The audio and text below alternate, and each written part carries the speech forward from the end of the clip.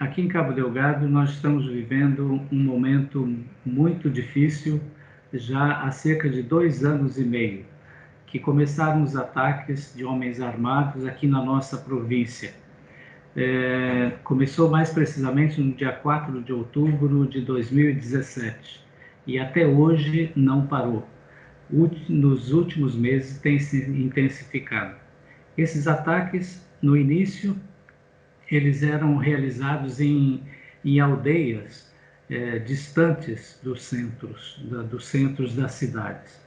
E tem acontecido em toda a zona norte da nossa província de Cabo Delgado, da Diocese de Pemba. E no início, então, quando se atacava uma vila, toda a população daquela vila saía e ia para o centro da vila. As vilas estavam ficando muito cheias de pessoas, porque aldeias inteiras eram esvaziadas por causa do medo dos ataques. No início eram ataques violentos, eles matavam, muitas vezes cortavam as cabeças das pessoas, queimavam as casas, centenas de pessoas tiveram suas casas, seus bens queimados.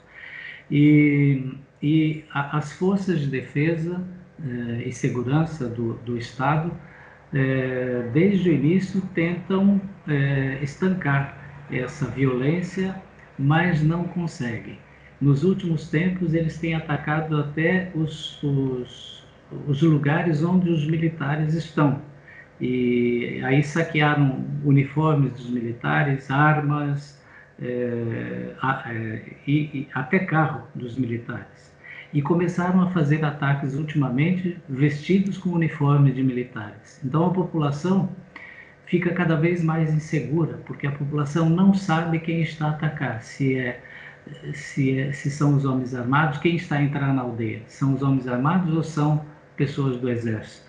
A população, ao menor sinal, foge toda para o mato. E nos últimos meses, a partir de janeiro desse ano, eles têm feito ataques às vilas mesmo. A vila de Mocimboa da Praia é um distrito muito importante da província, e atacaram a vila, andaram o dia inteiro pela vila, saíram na hora que quiseram. Depois atacaram Kiçanga antes, depois voltaram a atacar Kiçanga, e na semana passada, durante a Semana Santa, atacaram o distrito de Muidumbe. Entraram em 7 aldeias, inclusive numa aldeia chamada Moambula, onde está uma missão, a segunda missão mais antiga da diocese, a missão de Nangololo. Entraram naquela igreja, queimaram os bancos, queimaram uma imagem de Nossa Senhora, destruíram a imagem do Sagrado Coração de Jesus, que é o titular daquela igreja, daquela paróquia. Então a situação tem piorado nesses últimos tempos.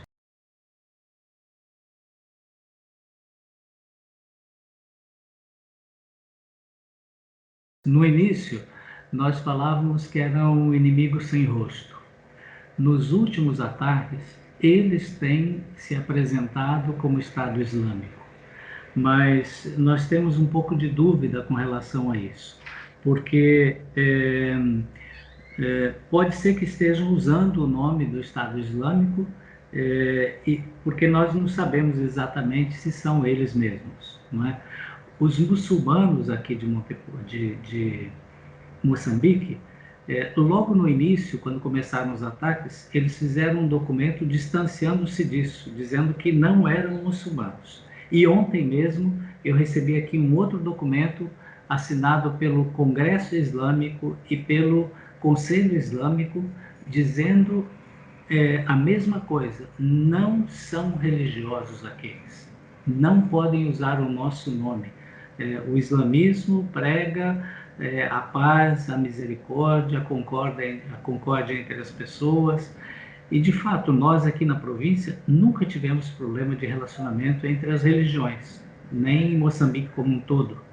Fazemos várias atividades juntos. Aqui, depois que começaram esses ataques, nós já fizemos juntos as religiões, também os muçulmanos juntos, oração pela paz, caminhada pela paz, fizemos um documento pedindo que cessasse essa violência.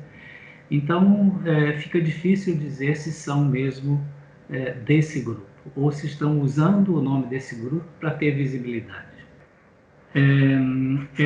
Eu penso que pode ser uma das causas, não é? Nós sabemos que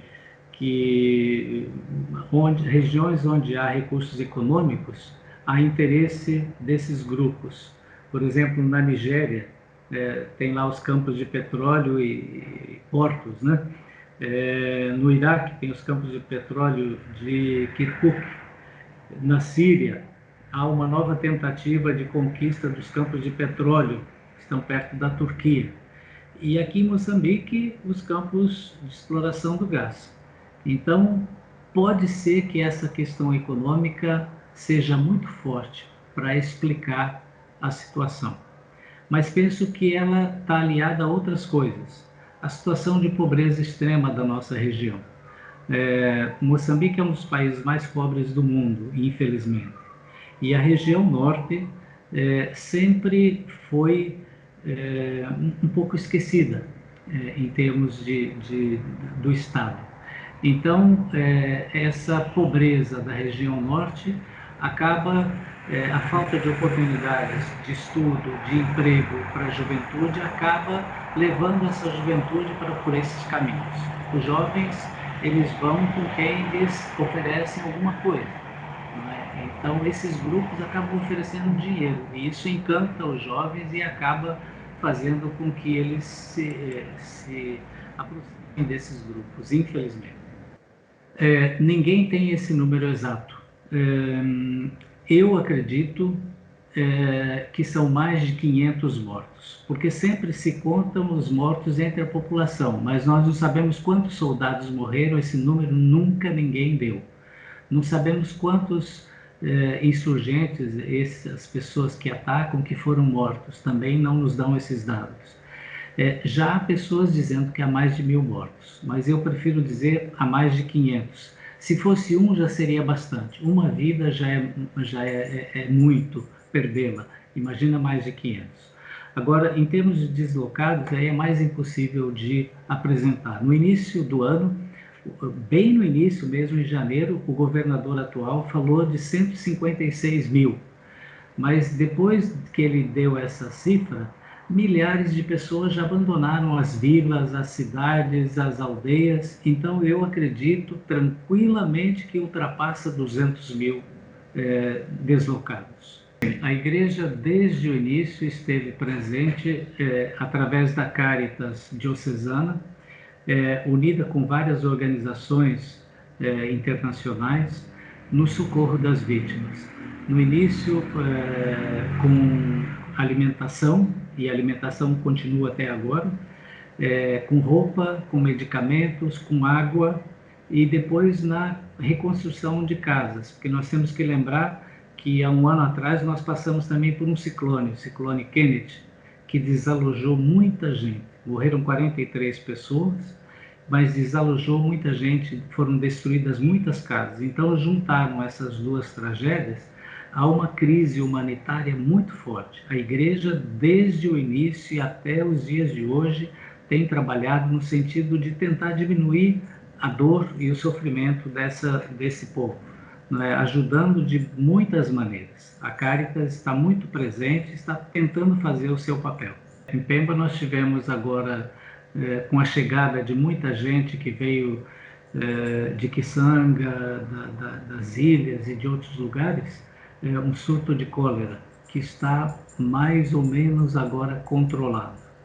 E o Covid, que nós tínhamos até há pouco tempo deixado em segundo plano, porque nós tínhamos tantas outras situações, veio ainda para acrescentar o sofrimento. Nós estamos tentando colaborar com as autoridades do governo, que decretou estado de emergência. A igreja também suspendeu todas as missas, celebrações, encontros, catequese, e estamos tentando colaborar da maneira que nós podemos para tentar minimizar esse sofrimento. Se entrar, aliás, já entrou no país, nós já temos 31 casos no dia de hoje, e metade está aqui em Cabo Delgado, dos casos, a outra metade em Maputo. São as duas províncias que têm já esses casos.